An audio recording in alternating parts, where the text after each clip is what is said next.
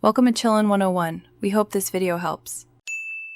You start by verifying prerequisites and taking immediate action.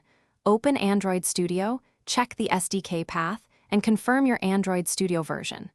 Once done, close running emulators and open the AVD Manager from the toolbar so you can control devices.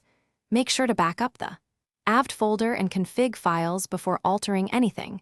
This preserves device images. By doing these checks now, you avoid lost settings and prepare for targeted fixes without wasting time on trivial setup steps. Next, diagnose the failure. Open Logcat and run the emulator from a terminal with verbose to see errors. You'll often find mismatched ABI, corrupt image, or missing hacksum/KVM issues. Address them per the logs.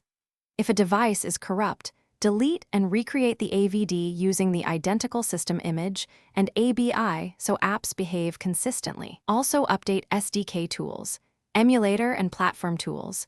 Then re-download the system image when necessary to eliminate version conflicts that block startup. Finally, complete the repair and validate the emulator. Perform a cold boot, wipe data, or toggle quick boot to clear transient errors. Make sure the host hypervisor is configured.